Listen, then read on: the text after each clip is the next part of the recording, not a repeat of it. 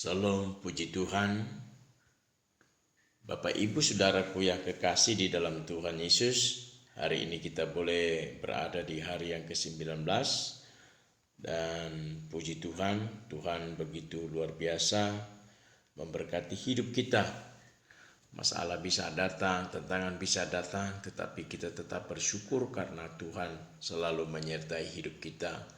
Baik, sebelum kita berdoa dan membaca firman Tuhan, saya mau sampaikan jika Bapak Ibu komunitas of Miracle dimanapun sudah berada diberkati dengan renungan-renungan firman Tuhan setiap pagi, maka Bapak Ibu bisa like, subscribe, dan juga bunyikan lonceng. Kemudian Bapak Ibu bisa komen dan bagikan kepada sahabat-sahabat yang lain, dan saya percaya bahwa mereka juga akan diberkati dengan kebenaran-kebenaran firman Tuhan yang disampaikan setiap pagi. Baik, kita berdoa, dan sebelum kita membaca firman Tuhan, Bapa, kami bersyukur kepadamu di pagi hari ini karena kami boleh ada di jalur Tuhan, kami boleh ada bersama dengan Tuhan, dan Tuhan senantiasa menyertai hidup kami. Pagi ini kami akan membaca bagian firman Tuhan, dan tolong kami agar kami dapat memahami apa yang kami baca di pagi hari ini. Berkati kami semua, urapi kami semua dalam nama Yesus. Haleluya. Amin. 2 Samuel pasal 11 ayat yang ke-1, demikian firman Tuhan. Pada pergantian tahun, pada waktu raja-raja biasanya maju berperang, maka Daud menyuruh Yoab maju beserta orang-orangnya dan seluruh orang Israel. Mereka memusnahkan Bani Amon dan mengepung kota Raba. Sedang Daud sendiri tinggal di Yerusalem. Haleluya, puji Tuhan. Bapak Ibu Saudaraku yang kekasih di dalam Tuhan Yesus Kristus.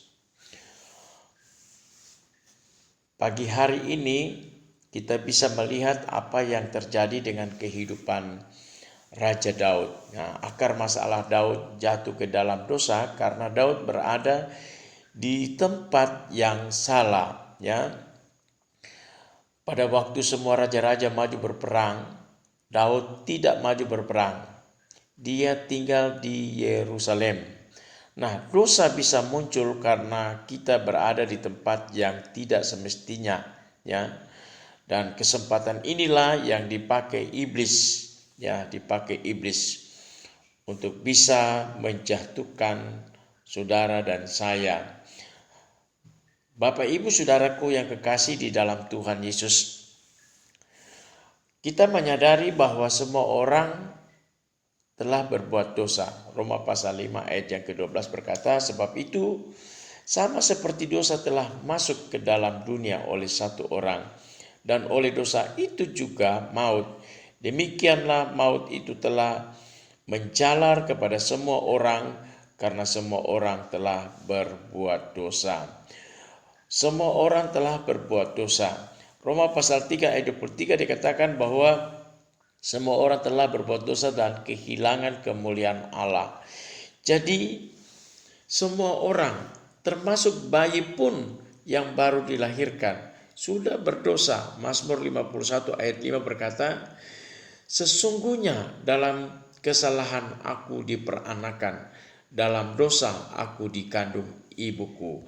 Jadi semua kita, ya, di muka bumi ini tidak terkecuali, mau anak-anak, mau orang, mau pemuda-pemudi, orang tua, sudah berbuat dosa.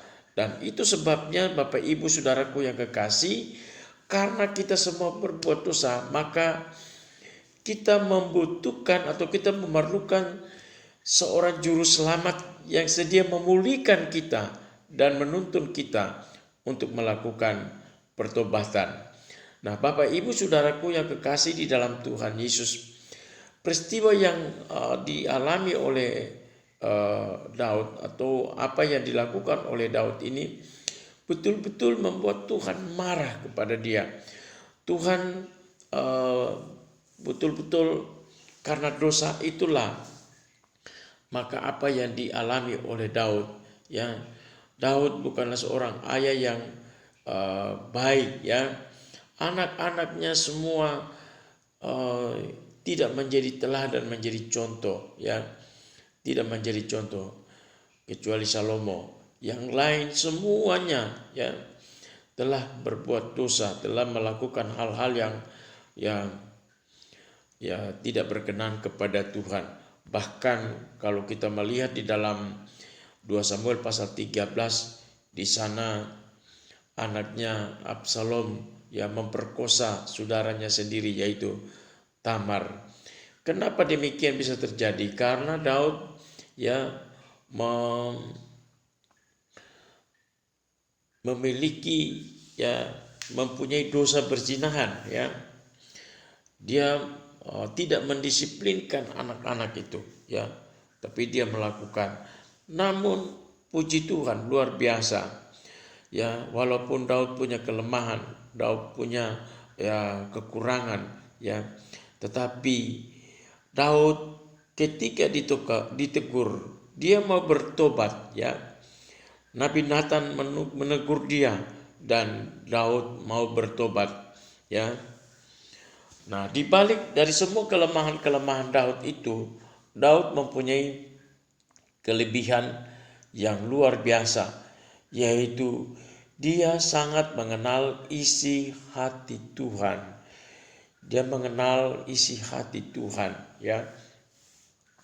Itu sebabnya dengan pertobatan yang luar biasa ya dari Daud, ya, dia betul-betul dipulihkan oleh Tuhan.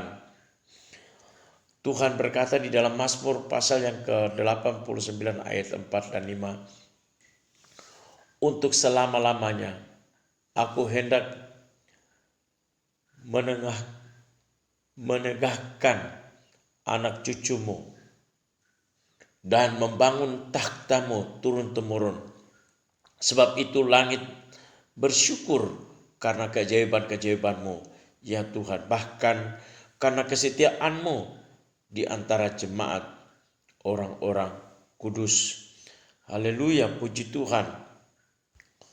Daud betul-betul memahami isi hati Tuhan. Dan Tuhan bersumpah untuk memulihkan keadaan Daud ini selama-lamanya. Mazmur 89 ayatnya ke-35 dan ke-37 mengatakan, sekali aku bersumpah demi kekudusanku, tentulah aku tidak akan berbohong kepada Daud. Anak cucunya akan ada untuk selama-lamanya, dan takhtanya seperti matahari di depan mataku, seperti bulan yang ada selama-lamanya, suatu saksi yang setia di awan-awan. Haleluya, puji Tuhan. Luar biasa Bapak Ibu Saudaraku yang kekasih di dalam Tuhan Yesus Kristus. Kehidupan Raja Daud yang begitu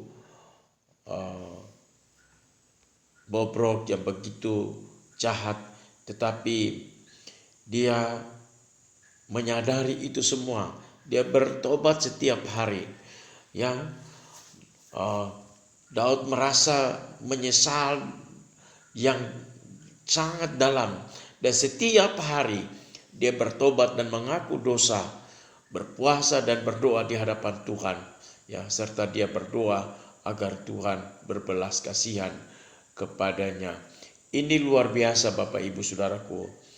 Ya, di dalam Mazmur pasal yang ke-6 ayat yang ke-5 berkata, kembalilah pula Tuhan, luputkanlah jiwaku, selamatkanlah aku oleh karena kasih setiamu.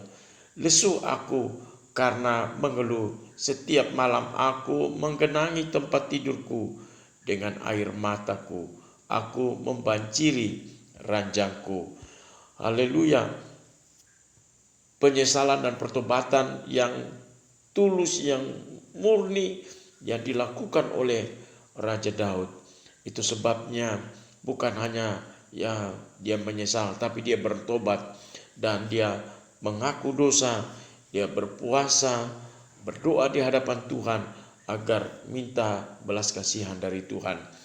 Ini prinsip yang perlu saudara dan saya Ya, ikuti ya.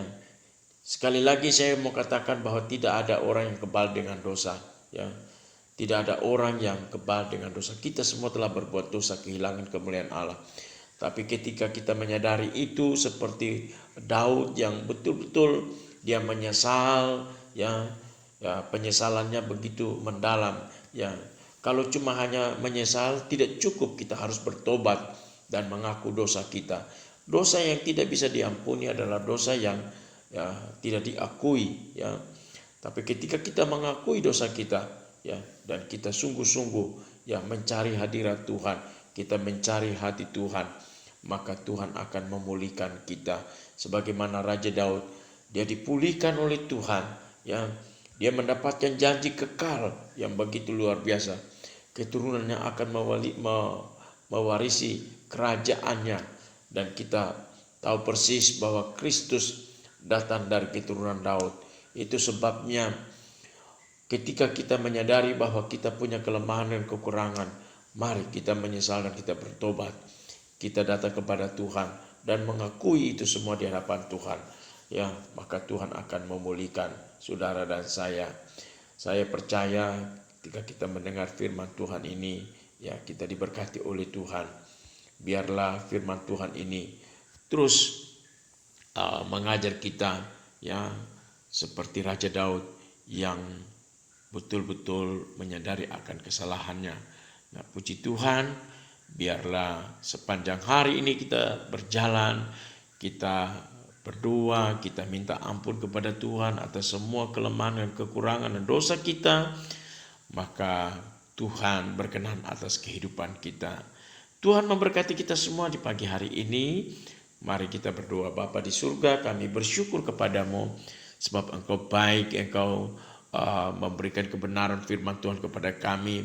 Sebagaimana Engkau berbelas kasihan kepada Raja Daud, walaupun dia sudah melakukan kesalahan, dosa, perzinahan, ya, tetapi dan merencanakan kejahatan, tetapi Tuhan memulihkan karena dia kembali, ya, mengenal isi hati Tuhan dan menyesal, bertobat dan mengaku dosanya kepada Tuhan.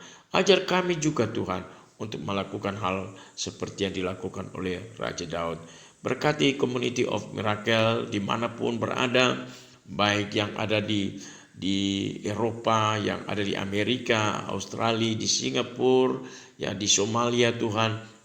Mari Tuhan Engkau memberkati mereka semua dalam tugas-tugas pekerjaan mereka masing-masing. Bahkan kami yang ada di Indonesia, Tuhan juga menolong dan memberkati kami di Bali, Surabaya, Malang, Jakarta. Ya, Tuhan Engkau memberkati, bahkan di NTT, di Maluku Utara, di Papua. Semua kami Tuhan Engkau memberkati. Terima kasih anak-anak kami yang studi Tuhan.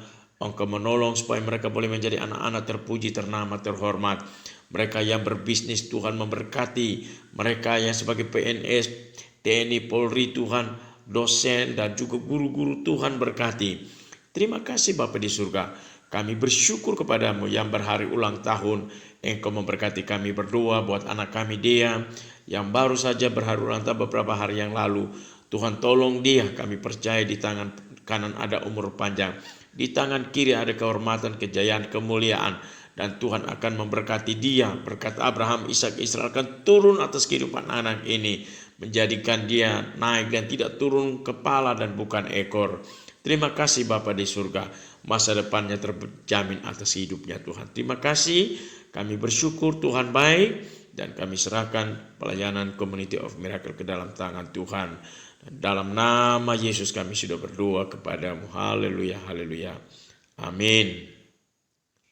Mari lakukan aktivitas sepanjang hari ini dengan sungguh-sungguh kepada Tuhan.